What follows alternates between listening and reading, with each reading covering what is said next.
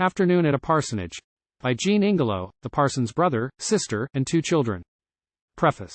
What wonder man should fail to stay a nursling wafted from above, the growth celestial come astray, that tender growth whose name is love. It is as if high winds in heaven had shaken the celestial trees, and to this earth below had given some feathered seeds from one of these. O perfect love that dureth long. Dear growth, that shaded by the palms, and breathed on by the angel's song, blooms on in heaven's eternal calms. How great the task to guard thee here, where wind is rough and frost is keen, and all the ground with doubt and fear is checkered, birth and death. Between. Space is against thee, it can part. Time is against thee, it can chill. Words, they but render half the heart. Deeds, they are poor to our rich will. Merton. Though she had loved me, I had never bound her beauty to my darkness, that had been too hard for her. Sadder to look so near into a face all shadow, than to stand aloof, and then withdraw, and afterwards suffer forgetfulness to comfort her. I think so, and I loved her, therefore I have no complaint, albeit she is not mine, and yet, withdrawing I would fain she would have pleaded duty, would have said, my father wills it, would have turned away, as lingering, or unwillingly. For then she would have done no damage to the past. Now she has roughly used it, flung it down and brushed its bloom away. If she had said, sir, I have promised, therefore, lo, my hand, would I have taken it? Ah no, by all most sacred, no. I would for my sole share have taken first her recollected blush the day I won her. Next her shining tears, the tears of our long parting, and for all the rest, her cry, her bitter heartsick cry, that day or night, I know not which it was, the days being always night, that darkest night. When being led to her I heard her cry, O blind, blind, blind, go with thy chosen mate, the fashion of thy going nearly cured the sorrow of it. I am yet so weak that half my thoughts go after thee, but not so weak that I desire to have it so. Jessie, seated at the piano, sings. When the dimpled water slippeth, full of laughter, on its way, and her wing the wagtail dippeth, running by the brink at play. When the poplar leaves a tremble turn their edges to the light, and the far-up clouds resemble veils of gauze most clear and white, and the sunbeams fall and flatter woodland moss and branches brown. And the glossy finches chatter up and down, though the heart be not attending, having music of her own, on the grass, through meadows wending, it is sweet to walk alone.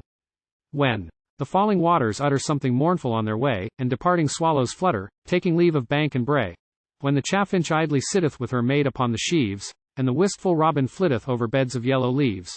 When the clouds, like ghosts that ponder evil fate, float by and frown, and the listless wind doth wander up and down, though the heart be not attending, having sorrows of her own, through the fields and fallows wending, it is sad to walk alone. Merton. Blind, blind, blind, oh, sitting in the dark forevermore, and doing nothing, putting out a hand to feel what lies about me, and to say not, this is blue or red, but this is cold, and this the sun is shining on, and this I know not till they tell its name to me. Oh that I might behold once more my God. The shining rulers of the night and day, or a star twinkling, or an almond tree, pink with her blossom and alive with bees, standing against the azure. Oh my sight, lost, and yet living in the sunlit cells of memory, that only light some place where lingers yet the dayspring of my youth. The years of mourning for thy death are long. Be kind, sweet memory. Oh desert me not, for oft thou show'st me lucent opal seas, fringed with their cocoa palms and dwarf red crags, whereon the placid moon doth rest her chin, for oft by favor of thy visitings I feel the dimness of an Indian night, and lo, the sun is coming. Red as rust between the lattice blind his presence burns, a ruby ladder running up the wall, and all the dust, printed with pigeons' feet, is reddened, and the crows that stalk near begin to trail for heat their glossy wings, and the red flowers give back at once the dew, for night is gone, and day is born so fast, and is so strong, that, huddled as in flight, the fleeting darkness palleth to a shade, and while she calls to sleep in dreams, come on, suddenly waked, the sleepers rub their eyes, which having opened, lo, she is no more. O misery and mourning!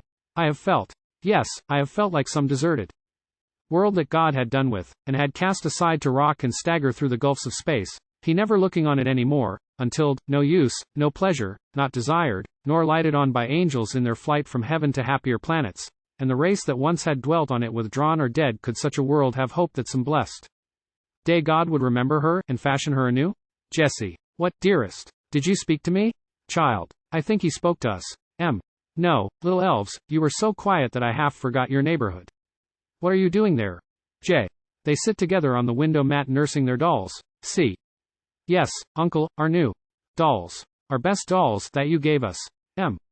Did you say the afternoon was bright? J. Yes, bright indeed. The sun is on the plane tree, and it flames all red and orange. See. I can see my father, look. Look, the leaves are falling on his gown. Where? See. In the churchyard, uncle, he is gone. He passed behind the tower. I heard a bell. There is a funeral, then, behind the church. 2D child. Are the trees sorry when their leaves drop off? First child. You talk such silly words. No, not at all. There goes another leaf. 2D child. I did not see. First child. Look. On the grass, between the little hills. Just where they planted Amy. Amy died. Dear little Amy. When you talk of her, say, she is gone to heaven. 2D child. They planted her, will she come up next year? First child. No, not so soon. But some day God will call her to come up, and then she will. Papa knows everything. He said she would before he planted her. 2D child. It was at night she went to heaven. Last night we saw a star before we went to bed. First child. Yes, uncle, did you know? A large bright star, and at her side she had some little ones, some young ones. Young ones. No, my little maid, those stars are very old. First child. What, all of them? Yes. First child. Older than our father? Older, far. 2D child. They must be tired of shining there so long. Perhaps they wish they might come down. Perhaps. Dear children, talk of what you understand. Come, I must lift the trailing creepers up that last night's wind has loosened. First child.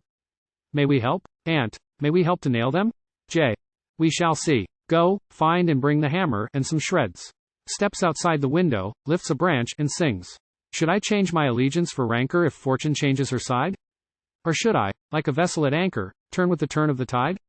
Lift, O lift, thou lowering sky, and thou wilt thy gloom forego. And thou wilt not. He and I need not part for drifts of snow. Within, lift. No, thou lowering sky, thou wilt not lift, thy motto readeth, never. Children, here they are, here are the nails, and may we help? You shall, if I should want help. First child. Will you want it, then? Please want it. We like nailing. 2D. Child. Yes, we do. It seems I ought to want it. Hold the bough, and each may nail in turn. Sings. Like a daisy I was, near him growing. Must I move because favors flag, and be like a brown wall flower blowing far out of reach in a crag? Lift, O lift, thou lowering sky, and thou canst thy blue regain. And thou canst not, he and I need not part for drops of rain. First child. Now, have we nailed enough? Trains the creepers, yes, you may go. But do not play too near the churchyard path. Within, even misfortune does not strike so near as my dependence. Oh, in youth and strength to sit a timid coward in the dark, and feel before I set a cautious step. It is so very dark, so far more dark than any night that day comes after, night in which there would be stars, or else at least the silvered portion of a somber cloud through which the moon is plunging. Entering. Merton. Yes, dear Merton, did you know that I could hear? No. E'en my solitude is not mine. Now, and if I be alone is ofttimes doubt. Alas! Far more than eyesight have I lost, for manly courage drifteth after it, e'en as a splintered spar would drift away from some dismasted wreck. Here, I complain, like a weak ailing woman I complain. For the first time. I cannot bear the dark.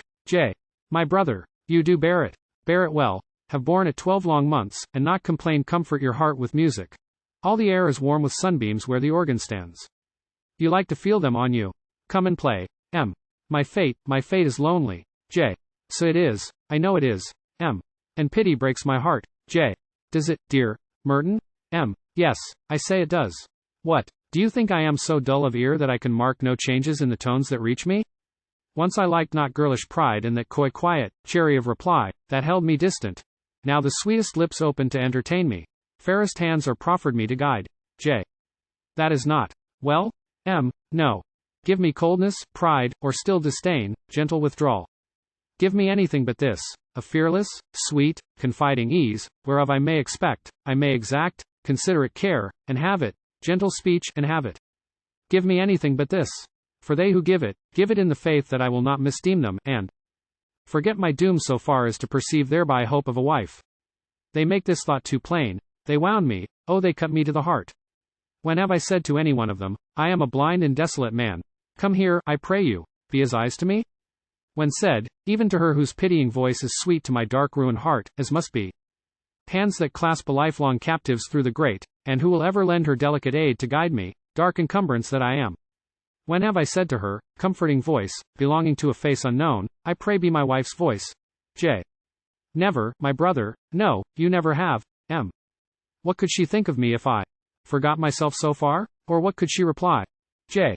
You ask not as men ask who care for an opinion, else perhaps, although I am not sure, although, perhaps, I have no right to give one. I should say she would reply, I will, afterthought. Man dwells apart, though not alone, he walks among his peers unread. The best of thoughts which he hath known, for lack of listeners are not said. Yet dreaming on earth's clustered isles, he saith, they dwell not lone like men, forgetful that their sunflecked smiles flash far beyond each other's ken.